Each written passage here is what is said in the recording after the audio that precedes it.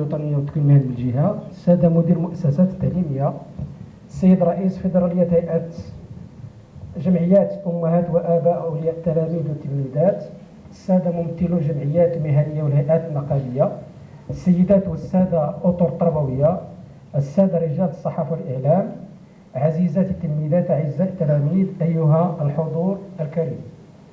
بادئ ذي بدء اسمحوا لي أن أهنئكم بحلول شهادة الشهر الكريم، متمنيا أن تقضوه وتنالوا أجره، وأن يجعله الله شهر بركة على المغرب ملكا وحكومة وشعبا.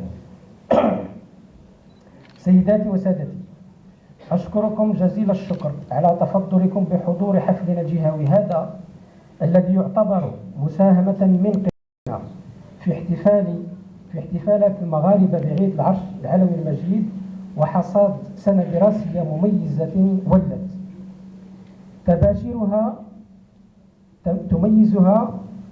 تميزها بدت قبل الدخول الدراسي بنصف شهر، حيث رسم صاحب الجلالة بمناسبة خطاب ذكرى ثورة الملك والشعب لسنة 2013 صورة حقيقية لحال المنظومة، ودعا الجميع للانخراط في عمل جاد يهدف تحسين أداء المدرسة المغربية. تلا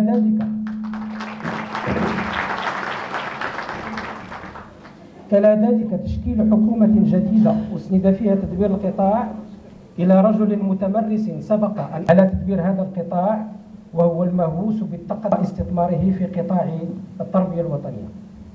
ولأن وزارتنا تهتم بالماضي وتعد للمستقبل، فقد تم انتداب وزير شاب خبر ميادين التدبير والاقتصاد والمالية والمؤسسات العمومية، ليكون سندا للسيد الوزير في تدبير قطاع ثقيل من حجم وزارتنا. على مستوى الجهات تم تعيين رجل على رأس الولاية مشهود له بحب وطنه وتدبير أمور الدولة بموضوعية قل نظيرها، ولا يخاف لومة لائم. ولكن أجمل ما في الرجل تقديره للمدرسة المغربية وجميع مكوناتها. ولأن الجهة محظوظة، فقد تم تعيين عاملين شابين على رأس عمالتي طاطا وأساسات، وهما كذلك بينا أنهما فهما كباقي زملائهم بالجهة مغزى خطاب صاحب الجلالة بمناسبة ثورة الملك والشعب، فكانت الجهة من أجل شباب المغرب. على مستوى الجهة دائما تم إرساء المركز الجهوي لمهن التربية والتكوين وتعيين مدير شاب على رأسه نرحب به في الجهة، وقد خول لهذا المركز التكوين أساتذة وإداريين سيتم مستقبلا تعيينهم في الجهة. على مستوى الجهة دائما لأول مرة منذ 15 سنة واستجابة لما جاء في خطاب صاحب الجلالة نصره الله، تم تنظيم مشاورات حول المدرسة المغربية شارك فيها جميع المتدخلين في الحقل التربوي، وتوجت بإعداد تقارير جهوية. كانت جهتنا أول من وضعتها بالكتابة العامة للوزارة بتاريخ 27 مايو. على مستوى الأقاليم تمازجت الجهود على جميع الأصعدة، فكان حصاد سنتنا كما سترون هائلا عدديا ولكن جيدا نوعيا. فيما يخص التحسين الدراسي، لفنا التميز من رؤوسنا إلى أخمص أقدامنا، فقد أبى فقيهنا إلا أن يعطي مثالا حيا لمأثور التراث الإسلامي الذي يقول: اطلب العلم من المهد إلى اللحد. بارك الله فيك سيدي سطيلي مولاي.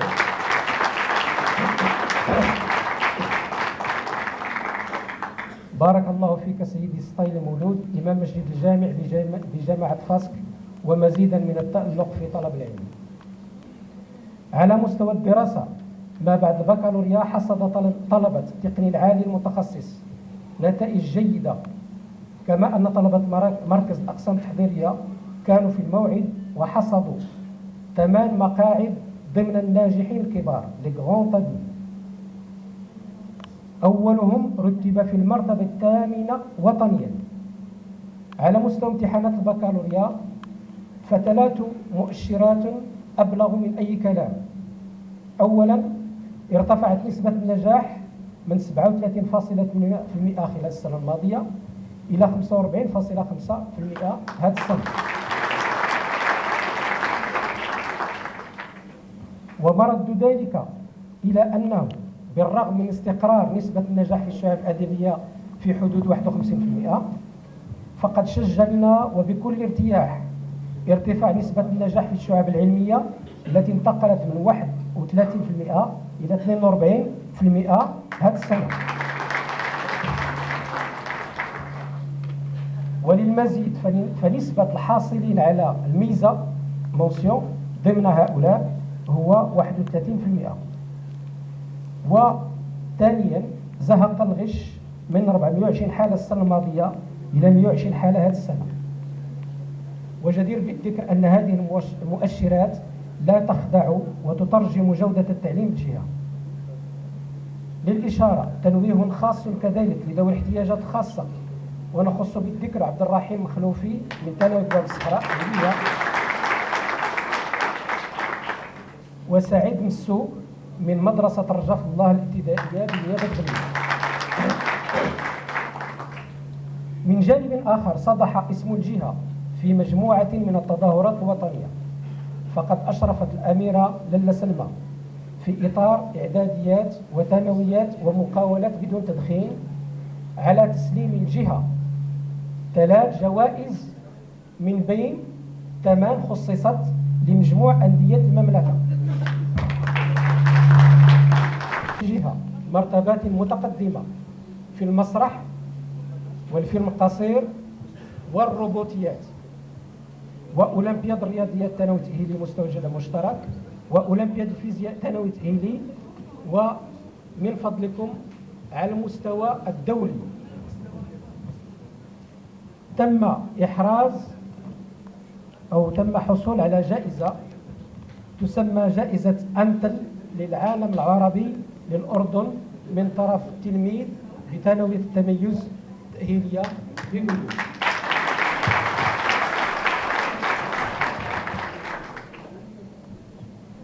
لا ننسى أن نحيي بطلة المغرب في رمي الجلة فئة البرعومات، وبطلة المغرب في القفز الطولي، وفريق الكرة اليد فئة الصغار الحائزين على الرتبة الثالثة وطنيا.